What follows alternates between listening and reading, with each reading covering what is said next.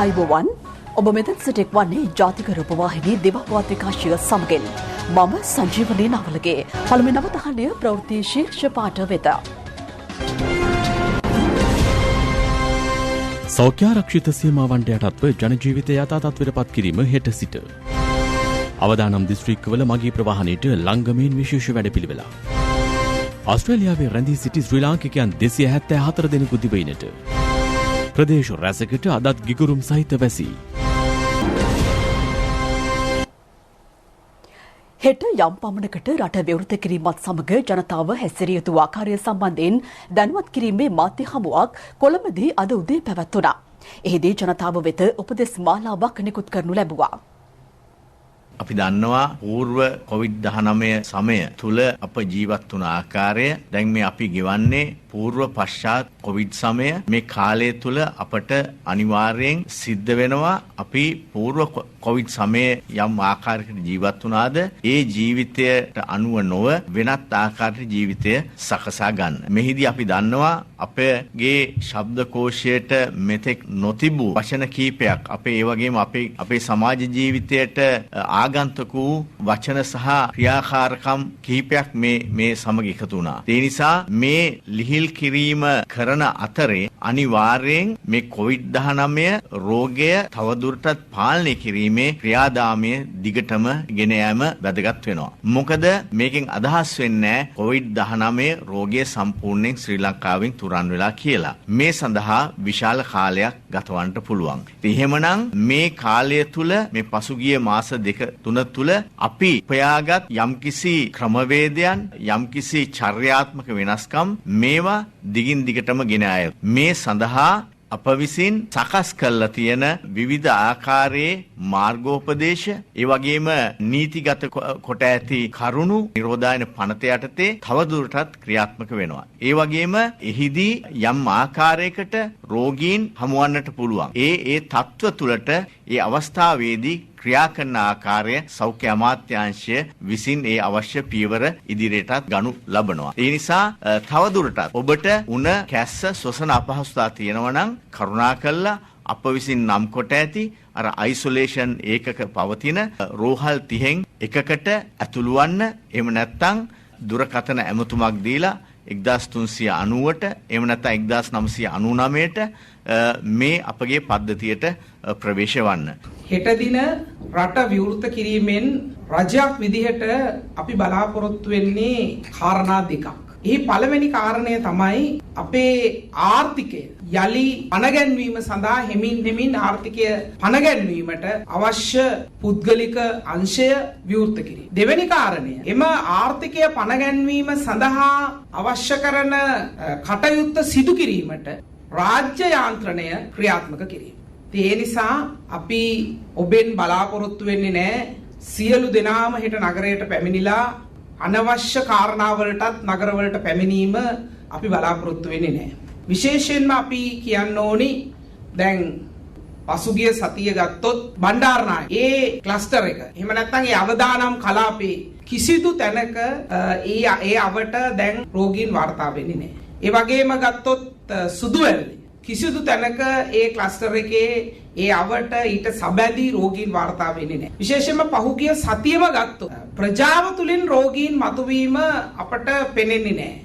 විශේෂයෙන් නාවික වැලිසර නාවික කඳවුරෙන් සහ ඒ කඳවුරට සම්බන්ධ තාම කිට්ටු ඒ ළඟම ආශ්‍රිතයන් සහ ඒ කඳවුරෙන් මතුවෙන රෝගීන් ඇරෙන්නට සමාජය තුලින් රෝගීන් මතුවීමක් පසුගිය සතිය පුරාම අපට දකින්නට ලැබෙන්නේ නැහැ. ඒ නිසා මෙවැනි කාරණා පදනම් කරගෙන තමයි රජය තීන්දුව කරන්නේ රටේ ආර්ථිකය නැගිට්ටවීම සඳහා ඒ රටේ ආර්ථිකය හෙමින් පනගැන්වීම සඳහා අවශ්‍ය වන කටයුතු සිදු කිරීම තමයි හෙට අපි රට විවෘත කිරීමෙන් බලාපොරොත්තු වෙන්නේ. ඒ නිසා අපි ඔබෙන් ගෞරවයෙන් ඉල්ලා හිටිනවා ඔබ සියලු දෙනාම හෙට විවෘත කරයි කියලා අනවශ්‍ය විදිහට නගරවලට පැමිණීම කිසිසේත්ම එහෙම නැත්නම් ගෙදරින් පිටතට යාම අපි බලාපොරොත්තු වෙන්නේ නැහැ. විශේෂයෙන්ම ඔබේ ආරක්ෂාව ඔබ සලසාගත යුතුයි. මේ තවදුරට අපි මේ කටයුත්ත මේ ආකාරයෙන් පවත්වාගෙන ගිහිල්ලා රටක් විදිහට අපේ රට නැගිට්ටවා ගත යුතුයි. ඒ වගේම විශේෂයෙන්ම අර නාවික හමුදාවේ සිටින සොයුරන්ගේ නිවස් වල අය අපි රෝගීන් විදිහට වාර්තා වෙච්ච සියලු දෙනාම ගේ නිවස් වල අයත් ඔවුන්ගේ කිට්ටු සබඳතා තියෙන අයත් අපි නිරෝධායනයට ලක් කරලා තියෙනවා. ඉතින් අපි ඔවුන්ගෙනුත් ඉල්ලා හිටිනවා. ඔබ නිරෝධායනයට ලක් වෙච්ච කෙනෙක් නම් මේ විවෘත කිරීමේදී ඔබට කිසිසේත්ම ඔබට වගකීමක් නැහැ.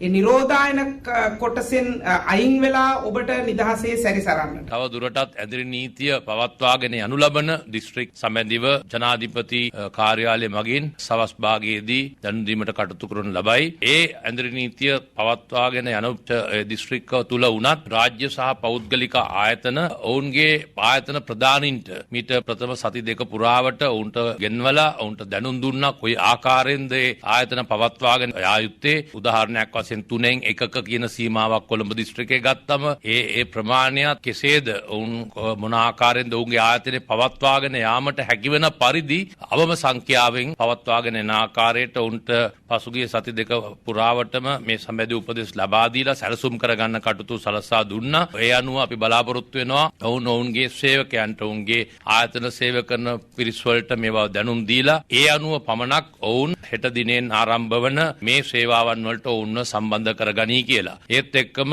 අපි විශේෂයෙන්ම ශ්‍රී ලංකා පොලිසියට සහ ත්‍රිවිධ හමුදාවටත් සිවිල් ආරක්ෂක බලමුළුවටත් විශේෂයෙන්ම ඔවුන්ගේ රාජකාරී කරන සම්බන්ධයෙන් ඔවුන්ට සහයෝගය දක්වන්න කියලාත් අපි ඉතාමත්ම කාරුණිකව ඉල්ලා සිටිනු ලබනවා. ජන ජීවිතය සහ ආයතනික ක්‍රියාකාරීත්වයේ යථා තත්ත්වයට පත් කිරීම හෙට සිට ක්‍රියාත්මකයි. ආදී අවදානම් කලාපවල ඇඳරි නීතිය තිබෙදී රාජ්‍ය පෞද්ගලික දයංශීය ආයතනවල රාජකාරිය ආරම්භ කරනවා. කොරෝනා වෛරස් ව්‍යාප්තිය පාලනය සඳහා රජය දිවෙනටම බලපැවැත්වුණු පරිදි ඇඳරි නීතිය ක්‍රියාත්මක කිරීම ආරම්භ කළේ මාර්තු මාස 20 වන දින සවස 6 සිටයි. ඒ වන විටත් අධි අවදානම් කලාප ලෙස නම් කර තිබූ කොළඹ, ගම්පහ, පුත්තලම සහ උතුරු පළාතේ දිස්ත්‍රික්කවල ඇඳරි නීතිය මාර්තු 24 වන දින පැය 8ක කාලයක් සඳහා ලිහිල් කෙරුණා. ඒ උදේ 6 සිට පස්වරු 2 දක්වා. පසුව දෙවෙනි අනිකුත් දිස්ත්‍රික්කවලට සාමකාමීව උතුරු පළාතේ දිස්ත්‍රික්කවල ඇඳරි නීතියද ඉවත් කෙරුණු අතර අවදානම් කලාප ලෙස සැලකෙන කොළඹ, ගම්පහ, පුත්තලම සහ පසුව ඊට කළුතර දිස්ත්‍රික්කයේද එක් කරමින් ඇඳරි නීතිය දිගටම ක්‍රියාත්මක කිරීමට රජය විසින් පියවර ගනු ලැබුවා. එම කාල සීමාවේ දිවෙනේ අනිකුත් දිස්ත්‍රික්කවල ඇඳරි නීතිය විටින් විට ලිහිල් කෙරුණු අතර අවදානම් කලාපවල තත්වය සැලකිල්ලට ගනිමින් ඇඳරි නීතිය තවදුරටත් පවත්වාගෙන යාමටයි පියවරගෙන ඇත්තේ. ඒ අනුව අවදානම් දිස්ත්‍රික්කවල ජනජීවිතයේ යථා තත්වයට පත් කිරීම සහ ආයතන ක්‍රියාකාරීත්වය ඇඳරි නීතිය තිබියදී පවත්වාගෙන යාම සිදු කරනවා. ඒ අනුව හෙට සිට අවදානම් කලාපවල රාජ්‍ය පෞද්ගලික දයංශීය ආයතන විවෘත කර පවත්වාගෙන යා යුතුයි. එහිදී කොරෝනා වෛරසය පාලනය සඳහා නිර්දේශිත සෞඛ්‍ය මාර්ගෝපදේශ නිසි ආකාරයෙන් පිළිපදින බවට ආයතන ප්‍රධානීන් වග බලාගත යුතුයි. දැන් මේ එළඹෙන්නේ පශ්චාත් කොවිඩ් සමයට පෙර සමය. ඒ කාලය තුල තමයි ඊටාම අවදානම් කාලය. ඒ කාලය පහු කළා තමයි අපිට පශ්චාත් කොවිඩ් සමයට යන්න පුළුවන්. අර මේ එන්නතක් හොයාගත්තොත් වෙනත් ක්‍රම වලින් මේක පාලනය කරොත් අපිට අන්න එතකොට එතෙන්ට යන්න පුළුවන්. මෙතන ඉඳලා එතෙන්ට යන පාලම තමයි මේ අපි හෙට ඇත්ත වශයෙන්ම දැන් මේ විවෘත කරගෙන යන්නේ. බස්නාහිර පළාත තුල හෙට දිනේදී තම සේවා ස්ථාන වෙත තම සේවා හැඳුනුම්පත භාවිතා කරමින් පැමිණෙන අය ඇරෙන්නට වෙනත් කිසිවෙකුට ගමන් කිරීමට හැකියාවක් ලැබෙන්නේ නැහැ. වළංගු ඇඳිරි නීති බලපත්‍රයක් නොමැතිව. එමෙන්ම දිස්ත්‍රික් මායිම් සම්බන්ධව සලකා බලා තිබෙනවා. විශේෂයෙන්ම කොළඹ නගරයට පැමිණෙන යම් සේවකයින්ට දිස්ත්‍රික් මායිම් හරහා ඔවුන්ගේ සේවා හැඳුනුම්පත භාවිතා කර ගමන් කිරීමේ හැකියාවක් තියෙනවා. නමුත් එසේ සේවා හැඳුනුම්පත භාවිතා කර ගමන් කිරීමේ හැකියාව තිබෙන්නේ ඔවුන් එම සේවයට කැඳවා ඇති බවට යම් සනාථ කිරීමක් සිදු වුවහොත් පමණයි. ඒ නිසා සෑම විටම ඔබේ දුරකථනයේ යම් සාක්ෂියක් තබා ගන්න. ඔබ සේවයට කැඳ වූ බවට SMS පණිවිඩයක්, Viber, WhatsApp පණිවිඩයක්, ඊමේල් පණිවිඩයක් තිබෙනවා නම් යම් අවස්ථාවකදී පොලිස් නිලධාරියෙකුට ඔබ සේවයට සත්‍ය වශයෙන්ම කැඳවා තිබේදයි දැන ගැනීමට හැකියාව තිබෙනවා. පෞද්ගලිකාංශයේ ආයතන උදේ 10ට විවෘත කළ යුතු අතර සේවයට කැඳවන සේවකයන්ගේ සංඛ්‍යාව තීරණය කළ යුතු වන්නේ ආයතන ප්‍රධානීන්ගේ අභිමතය පරිදි. ලංගම බස් රථ සහ දුම්රිය මැදිරිවල මගී ප්‍රවාහනයේ රාජ්‍ය හා පෞද්ගලිකාංශ රැකියා සඳහා යන්නේ ණයට පමණක් සීමා කර තිබෙනවා. ඒ වගේම පොදු ප්‍රවාහන සේවා භාවිතා කිරීමේදී සමාජ දුරස්ථභාවය තබාගෙන පැමිණීමට මගීන් කටයුතු කළ යුතුයි. රියදුරන්, කොන්දොස්තරවරුන් සහායකින් සමාජ දුරස්ථභාවය පවත්වා ගනිමින් මගින් රැගෙන යාමට කටයුතු කළ යුතුයි. මේ ගැන අපි වැඩි අවධානයක් යොමු කරනවා. අත්‍යවශ්‍යයෙන්ම සේවයට වාර්තා කළ යුතු අය හැර සෙසු ජනයා රෝග නිවාරණයට සහාය වනු පිණිස නිවෙස්වලම රැඳී සිටින ලෙසයි රජය දැනුම් දී ඇත්තේ. දැන් හෙට ඉඳලා මැද සමයකට යනකොට තව පොකුරක් ඇති වුණොත් එතකොට ආයි අපි ආපස්සට තමයි යන්නේ. දැන් අපි යම් පාලනයකට ගෙනහිල්ලා තියෙනවා. තව පොකුරක් ඇති වුණොත් තව පොකුරු දෙකක් ඇති වුණොත් එතකොට ලොකු ප්‍රශ්නසාගත තත්ත්වයක් ඇතිවෙනවා. ජනතාව හෙට ඉඳලා මතක තියාගන්න ඕනේ වැදගත්ම කාරණේ ඒක සෞඛ්‍යාංශවලට පොලිසියට හමුදාවට රජයේ නිලධාරීන්ට විතරක් උදෙකලාව කරන්න බෑ. ඔය හෙට පාරට බහින්න හදන නැත්නම් ලංකාවේ අනිත් ප්‍රදේශවල හැම කෙනෙක්ගේම හදවතින්ම මේකට දායක වෙන්න ඕනේ. නිවසින් බැහැරව යා යුත්තේ ආහාර, ඖෂධ වැනි අත්‍යවශ්‍ය භාණ්ඩ හා ද්‍රව්‍ය මිලදී ගැනීම සඳහා පමණයි. ජාතික හැඳුනුම්පතේ අවසාන අංකය අනුව නිවසින් බැහැර යාමට දෙන අවසරයද හෙට සිට ක්‍රියාත්මකයි. යම් අවස්ථාවකදී තමා පදිංචිව සිටින නැවතී සිටින එහෙම නැත්නම් తాවකාලික වාසස්ථානයේ අසල තිබෙන යම් වෙළඳසැලකට ඖෂධ වෙළඳසැලකට යාමේ හැකියාව තිබෙනවා. පුද්ගල කණ්ඩායම් වලට ඒ කණ්ඩායම් පිළිබඳව හැඳුනුම්පත් අංක ක්‍රමයක් හඳුන්වලා දීලා තියෙනවා. ඒ අනුව හෙට සඳුදා දිනේ 1 හෝ 2 අංකය තමුන්ගේ හැඳුනුම්පතේ අවසාන අංකය වෙනවා නම් ඒ අයට පිටතට පැමිණීමට හැකියාවක් තිබෙනවා. නමුත් වෙනත් අයට පැමිණීමට හැකියාවක් ලැබෙන්නේ නැහැ. කිලෝමීටර් කිහිපයක් ඈත ස්ථානයකට වුන් ගමන් කරනවා නම් ඒ ඇඳිරි නීති උල්ලංඝනය කිරීමක් හැටියට සලකා ඒ අයට එරෙහිව කටයුතු කරන්නට සිදු වෙනවා. ඇඳිරි නීතිය ලිහිල් කළද ජනතාව සෞඛ්‍ය උපදෙස් පිළිපදමින් අනවශ්‍ය ලෙස ඒකරාශී වීමෙන් වැළකී සිටිනු ඇතැයි රජය අපේක්ෂා කරනවා. ඇඳිරි නීතිය තිබියදී ආර්ථිකය හා ජන ජීවිතය යථා තත්ත්වයට පත් කිරීම සිදුවන අතර වෛරස් ව්‍යාප්තිය වැළැක්වීම රජයේ ප්‍රධාන අපේක්ෂාවයි. මිනිස්සු දායක වෙන්න. චීනේ මිනිස්සුන්ගේ හදවතින්ම තමයි මේකට දායක වුණේ මිනිස්සු. ඒක නිසා තමයි ඉස්සෙල්ලම මේ රෝගය හටගත්ත චීනය දැන් ලෝකයේ 10 වෙනි 11 වෙනි ස්ථාන වලට ගිහිල්ලා ආසාදිතව වැඩිම අංක 1 බවට පත් වෙලා තියෙන්නේ ඇමරිකා එක්සත් ජනපදය. පාඤ්ඤය වගේ ලිබරල් වාදීව මිනිස්සු හිතපු අය අපිට ඕන දෙයක් කරන්න කියලා පාරට බස්සලා නිදහස ප්‍රමුඛ ස්ථානයට දීපු රටවල් අන්තිමට ඒ තත්ත්වයට ගියා. ඉතින් අපි ඒ තත්ත්ව එක්ක බලනකොට මේ ආසාදිත තත්ත්වයට එක්ක අපි බලනකොට අපි ඉන්නේ ආසාදිත තත්ත්වයක වැඩිම ආසාදිතයෝ ඉන්න රට ඇමරිකා එක්සත් ජනපදය, 2 ස්පාඤ්ඤය, 3 ඉතාලිය, 4 මහා බ්‍රිතාන්‍ය, 5 සෝවියට් රුසියාව, 6 ප්‍රංශය මෙහෙම ගිහිල්ලා අපි ඉන්නේ ඒ තත්ත්වෙන් ලෝකයේ 160 වෙනි ස්ථානයේ. ලංකාවේ මොන ප්‍රදේශ විවෘත කළත් වැඩක් නැහැ. රටේ ආර්ථිකය, ආනයනය, අපනයනය, ඒ වගේම නිෂ්පාදනය, ඒවට සම්බන්ධ කළමනාකරණ කටයුතු වෙන්න නම් බස්නාහිර පළාත කොළඹ විවෘත වෙන්න ඕනේ. ඉතින් එතකොට මේ විවෘත වෙන අවස්ථාවේදී ජනතාවට තියෙනවා වගකීම් හා යුතුයකම් කියලා දෙකක්. ඉතින් මේවා නීතියම නෙවෙන්න පුළුවන්. හැබැයි මේ වගකීම් හා යුතුයකම් ජනතාව ඉටු කළොත් පමණයි නැවත මේ පොකුරු නිර්මාණය වීම නැවැත්වෙලා අපිට යන්න පුළුවන්. හෙට කොළඹට පැමිණෙන ජනතාවගේ සෞඛ්‍ය ආරක්ෂාව වෙනුවෙන් පොදු ස්ථාන විෂ බීජාණුහරණයට ලක් කිරීම අදත් සිදු කරනවා. මීට සමගාමීව සෙසු සියලුම දිස්ත්‍රික්කවල පොදු ස්ථානද විෂ බීජාණුහරණය කරනවා.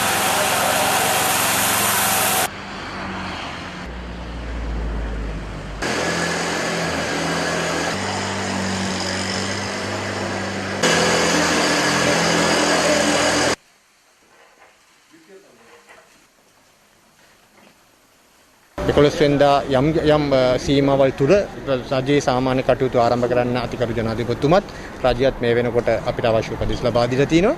ඒ අනුව හෙට සිට අපේ කාර්ය මණ්ඩලයේ යම් සීමිත ප්‍රමාණයක් ඒ වගේම ජනතාවගේ සේවාලාභීනුත් යම් පිරිසක් එනවා. ඒ පැමිණීමට සූදානම් වීමක් වශයෙන් විශේෂයෙන්ම අද මේ ගොඩනැගිල්ල විෂ බීජ හරණය කිරීම ඉතාමත්ම වැදගත් වෙනවා. මොකද 11 වෙනිදා රට විවෘත කරනකොට නිරෝගී සම්මත විෂ බීජ වලින් තොර ආයතන බවට මේව පරිවර්තනය. ඒ හින්දා ඒක දිගටම පවත්වාගෙන ගිහිල්ලා රජයේ අතිගරු ජනාධිපතිතුමා ගෙනියන කොරෝනාවට මුහුණ දීමේ වැඩපිළිවෙලට සහයෝගයක් හැටියට මේකට. අවදානම් කලාපයන්හි බස් රථ ධාවනය සම්බන්ධයෙන් ශ්‍රී ලංකා ගමනාගමන මණ්ඩලය විශේෂ වැඩපිළිවෙලක් ක්‍රියාත්මක කරනවා. එම දිස්ත්‍රික්කවල ප්‍රවාහන පහසුකම් සඳහා යොදව ඇති ලංකම බස් රථ සංඛ්‍යාව 1400ක්. අත්‍යවශ්‍ය සේවාවන්ට ප්‍රමුඛත්වය ලබා දෙමින් දුම්රිය ගමනාගමනයේද හෙට සිට ක්‍රියාත්මකයි. අත්‍යවශ්‍ය සේවා සහ රැකියාවලට යන එන අය සඳහා දිවෙනේ සියලු අධිවේගී මාර්ගද හෙට සිට විවෘත කිරීමටයි පියවරගෙන ඇත්තේ. රජයේ නිවාඩු හැර සාමාන්‍ය දෛනික රාජකාරී සඳහා ආගමන විගමන දෙපාර්තමේන්තුවද හෙට සිට විවෘතයි. කොළඹ මැනින් වෙළඳපොළ හෙට සිට තොග වෙළඳාම් සඳහා පමණක් විවෘත කර තැබෙන අතර නාරාහෙන්පිට ආර්ථික මධ්‍යස්ථානයේද හෙට සිට විවෘතව පවතිනවා. හෙට සිට සේවා ස්ථාන වෙත පැමිණීමේදී සහ සේවයේ නිරත වීමේදී ඇත්තටම අප හැසිරිය යුත්තේ කෙසේද? මේ පිළිබඳ ප්‍රජා වෛද්‍ය විශේෂඥ ප්‍රියංගා රණසිංහ මහත්මියගෙන් විමසීමක් කළා. කලකට පස්සේ එළියට බැස්සාම මිනිසුන්ට නිදහසේ ඉන්න පුළුවන්. නැත කොරෝනා අවදානම තවමත් අප අතරේ එළියට බැසිය යුත්තේ රැකී ආරක්ෂා සඳහා සහ අත්‍යවශ්‍ය කාරණා සඳහා පමණමයි. අන් අය වෙනදාමින් තවමත් නිවසේ රැඳී සිටිය යුතුමයි. බැහැරට යන්නන් වෙනුවෙන් වූ නිවසේ පෙර සූදානම කෙසේ විය යුතුද? නිවැසියන් සාකච්ඡා කර අත්‍යවශ්‍ය කාරණා සඳහා නිවසින් බැහැරට යෑමට තරුණ වෙනත් රෝග නැති එක් අයෙක් පමණක් තෝරා ගන්න. රැකී ආරක්ෂා සඳහා යන අය නිවසින් පිටතට ගෙන යන දේ අවම කරන්නට උනන්දු කරන්න. Tamanගේ නිවසියන් සඳහා වන බැහැරට යන්නන්ගේ වගකීම මොකක්ද? නිවසින් පිටත කොහේ සිටියත් එකිනෙකා අතර පරතරය මීටරයක්වත් පවත්වා ගන්න. මු ආවරණය නිවැරදිව පළඳින්න. නිතර ඇල්ලීමෙන් වළකින්න. නිතර දෑත් සබන් යොදා හොඳින් සෝදා ගන්න. මෙය ඔබේ ජීවන රටාවේ අනිවාර්ය අංගයක් කරගන්න. මේ සියලු කැපකිරීම් වල අවසාන අරමුණ මොකක්ද? ඔබත් ඔබේ පවුලේ අයත් සුරක්ෂිත කර ගැනීමයි. අත්‍යවශ්‍ය කාරණා සඳහා නිවසෙන් බැහැරට ගොස් නැවත පැමිණීමේදී ඔබේ දරුවන්ට වැඩිහිටි දෙමව්පියන්ට රෝගය රැගෙන එන වාහකයෙකු නොවන්නට වග බලා ගන්න. ලැබුණ නිදහස අවභාවිතා නොකරන්න. වගකීමෙන් ජීවත් වෙමු. ජීවිත සුරක්ෂිත කරමු.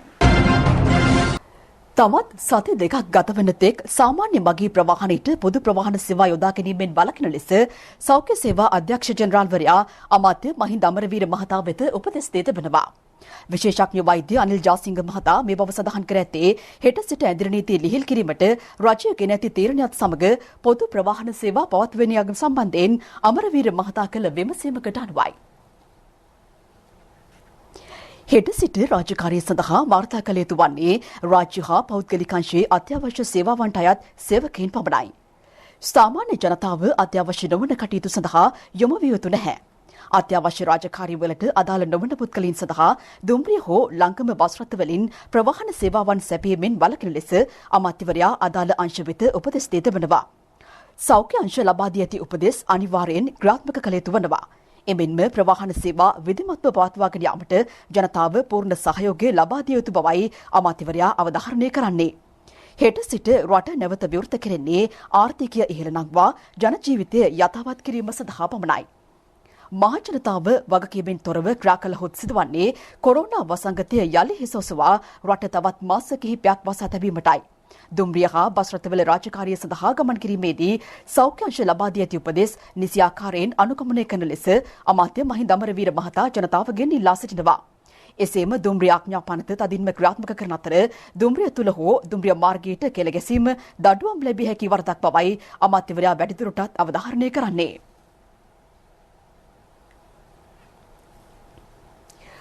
COVID-19 රෝගයෙන් පූර්ණ සුවය ලබා මේ දක්වා 260 දෙනෙකු රෝහල් වලින් පිටව ගොස් තිබෙනවා. 578 දෙනෙකු තවදුරටත් ප්‍රතිකාර ලබමින් සිටිනවා. COVID-19 රෝගයේ වැළඳී ඇති බවට ඊයේ තහවුරු කරගනු ලැබූ රෝගීන් සංඛ්‍යාව 12 දෙනෙක්. ඉන් 10 දෙනෙක් වැලිසර නාවික හමුදා කඳවුරේ සමාජිකයන් වන අතර ඔවුන් නිරෝධායනය සඳහා යොමු කර සිටි පිරිසක් බවයි යුද හමුදාපති ලුතිතෙන් ජෙනරාල් ශවේන්ද්‍ර සිල්වා මහතා පවසන්නේ.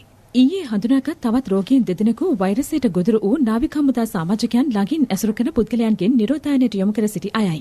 COVID-19 වසංගත තත්ත්වය හේතුවෙන් මෙරටට පැමිණීමට නොහැකිව ඔස්ට්‍රේලියාවේ රැඳී සිටි පිරිසක් අද උදෑසන දිවයිනට රැගෙන එනු ලැබුවා. 274 දෙනෙකු එම පිරිසට ඇතුළත්. ඔවුන් ශ්‍රී ලංකන් ගුවන් සේවයට අයත් UL 605 ගුවන් යානයෙන් ඔස්ට්‍රේලියාවේ මෙල්බර්න් නුවර සිට මෙරටට පැමිණි බව අප වාර්තාකරු සඳහන් කළා. ඔවුන් සියලු දෙනා යුද හමුදාව විසින් පවත්වාගෙන ලබන නිරෝධායන මධ්‍යස්ථාන වෙත යොමු කර තිබෙනවා. මේ වන විට ශ්‍රී ලංකාව තුළ නිරෝධායන මධ්‍යස්ථානවල නිරෝධායනය වූ 6316 දෙනෙකු තම නිරෝධායන කටයුතු සහ PCR පරීක්ෂණවලදී ආසාදයෙන් ලක් නොවූ බවට තහවුරු බැවින් ඔවුන් නිවෙස් බලා යැවීමට කටයුතු කරනු ලැබුවා. විශේෂයෙන් ඊයේ දිනෙත් 550 දෙනෙකු මේ ආකාරයෙන් නිවෙස් බලා යැවීමට අපි කටයුතු කරනු ලැබුවා. මේ අනුව අද වන විට නිරෝධායන මධ්‍යස්ථාන 37ක් යටතේ 4400 429 දෙනෙකු තව දුරටත් නිරෝධායන වෙමින් පවතිනවා. ඔවුන් අතරින් අද දිනේදී 318 දෙනෙක්ගෙන් යුත් කණ්ඩායමක් තම නිරෝධායන කටයුතු නිම වෙලා නිවස් බලා යැවීමට කටයුතු සලසා තිබෙනවා. තවත් දේශීය පුවත් කිහිපයක් ලොහුඩින්. මාවතගම ප්‍රදේශයේ මත්කුරු ජාවාරමක නිරතව සිටි එකම පවුලේ තිදෙනෙකු ඊයේ රක්ෂිත බන්ධනාගාරගත කරනු ලැබුවා. ඔවුන් අත්අඩංගුවට ගන්නා ලද්දේ මාවතගම පොලිසිය විසින්. සැකකරුවන් සතුව තිබූ මත්ද්‍රව්‍ය මිලිග්‍රෑම් 6000ක් රුපියල් ලක්ෂ 11ක මුදලක් හා ජංගම දුරකථන 8ක් ඇතුළු භාණ්ඩ කිහිපයක්ද සොයා ගැනුණා. කළුතර නාගුඩ මහරෝහලේ ප්‍රයෝජනය සඳහා ශීතකරණයක් ඇතුළු උපකරණ තොගයක් ඊයේ පරිත්‍යාග කෙරුණා. ඒ හිටපු පාර්ලිමේන්තු මන්ත්‍රී රෝහිත අබේගුණවර්ධන මහතාගේ ප්‍රධානත්වයෙන් වෛද්‍ය සහ හෙද කාර්ය මණ්ඩල වෙත අවශ්‍ය ආරක්ෂිත කබා හා හිස්වැසුම්ද ඒ අතර වනවා. පූජ්‍ය මාලබේ ජනරත්න හිමියන්ගේ ප්‍රධානත්වයෙන් අසරණ පවුල් දහසක් සඳහා වියලි ආහාරමළු බෙදා දීමේ වැඩසටහනක් පසුගියදා පැවැත්වුණා. ඊට වැය කර ඇති මුදල රුපියල් දසලක්ෂයක්. වවුනියාව ප්‍රදේශයේ යලි පදිංචි කෙරුණු පවුල් සඳහා වියලි ආහාරමළු 300ක් ප්‍රදානය කර තිබෙනවා. ඒ වවුනියාව උතුර ප්‍රාදේශීය කොට්ටාශයේ මන්නකුලම් ගම්මානයේදී වවුනියාව දිස්ත්‍රික් ලේකම් එස්.එම්. සමන් බන්දුලසේන මහතාගේ ප්‍රධානත්වයෙන් මෙය සංවිධානය කර තිබුණා.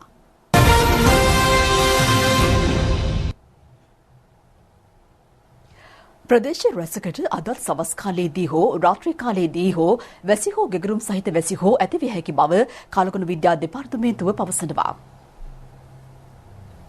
සබරකමුව ඌව මධ්‍යම උතුර මැද දකුණ යන පළාත් සහ කළුතර කුරුණෑගල යන දිස්ත්‍රික්කයන්හි ඇතැම් ස්ථානවල මිලිමීටර 100ක පමණ තද වර්ෂාපතනයක් ඇතිවිය හැකියි. බස්නාහිර දකුණ යන පළාත්වල වෙරළබඩ ප්‍රදේශයන්හි උදැසන කාලයේදී වැසි හෝ ගෙගරුම් සහිත වැසි හෝ ඇතිවිය හැකි බව කාලගුණ නිවේදනයේ සඳහන්. අකුණු සහ තාවකාලික තද සුළං මගින් ඇතිවිය හැකි අනතුරු අවම කර ගැනීමට අවශ්‍ය පියවර ගන්නා ලෙස ජනතාවගෙන් ඉල්ලීමක් කෙරෙනවා. අධික වැසි හේතුවෙන් බදුල්ල වැලිමඩ මාර්ගයේ ස්ථාන කිහිපයක ගල් හා පස් කඳු කඩා වැටීමේ අවධානමක් පවතිනවා. පොලිසිය රියතුරන්ට දැනුම් දෙන්නේ එම මාර්ගයේ වාහන දහවනයේදී විමසිලිමත් වන ලෙසයි. බදුල්ල වැලිමඩ මාර්ගයේ වැලිමඩ නගරය අසල පිහිටා ඇති තෙමහල් ගොඩනැගිල්ලක් ඔමාවිට කඩා වැටීමේ අවධානමක් පවතිනවා.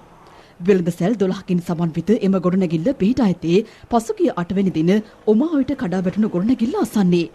එදින කඩා වැටුණු ගොඩනැගිල්ල හේතුවෙන් ඔමාඔය අවහිර වීම නිසා ඉවුරු ඝාතනයක්ද සිදුව තිබෙනවා. මෙවන විට අවහිර වෙති කොටස් ඉවත් කරමින් පවතිනවා. අධික වර්ෂාව හේතුවෙන් කොළඹ මඩකලපුව ප්‍රධාන මාර්ගයට හබරණ ප්‍රදේශයේදී ඊයේ රාත්‍රී ගසක් කඩා වැටීම හේතුවෙන් එහි ගමනාගමනය පැය කිහිපයකට ඇන හිටි බව අප වාර්තාකරු සඳහන් කළා. ගම්වාසීන් ගස කපා ඉවත් කිරීමට කටයුතු කර තිබෙනවා. වසංගත තත්ත්වය හමුවේ දිවයිනේ සෑම ප්‍රදේශයකම බොහෝ පිරිසක් ගෙවතු වගාවට යොමුව තිබෙනවා. ඇතැම් පිරිස් සීමිත ඉඩකඩ හැකි අයුරින් භාවිත කරමින් වගාවන් සිදු කරන අයුරු දැකගත හැකියි. මේට සමගාමීව පුරන් කුඹුරු අස්වැද්දීමද දිවයින පුරා සාර්ථකව ක්‍රියාත්මක කරමින් පවතිනවා. අප වාර්තාකරු පවසන්නේ හලාවත ප්‍රදේශ ලේකම් කාර්යාලීය පරිශ්‍රයේ ආදර්ශවත් ගෙවත්තක් දැකගත හැකි බවයි. එය පවත්වාගෙන ලබන්නේ ප්‍රදේශ ලේකම් කාර්යාලයේ රියදුරු මහතෙකු විසින්. ඔහු පවසන්නේ කාබනික පොහොර පමණක් මේ සඳහා යොදන බවයි. සෞභාග්‍ය ගෙවතු වගා වැඩසටහන යටතේ ගාල්ල දිස්ත්‍රික්කයේ ගෙවතු 2700ක් ආරම්භ කිරීමට පියවරගෙන තිබෙනවා. අක්මීවන ප්‍රදේශයේ ගෙවතු වගා නිරීක්ෂණය සඳහා කෘෂිකර්ම නිලධාරීන් ඊයේ එක්ුණා. පුරන් කුඹුරු අස්වැද්දීම යටතේ ගොවීන්ට බිත්තර වී සහ පොහොර නොමිලේ ලබා දීමටද පියවරගෙන තිබෙනවා.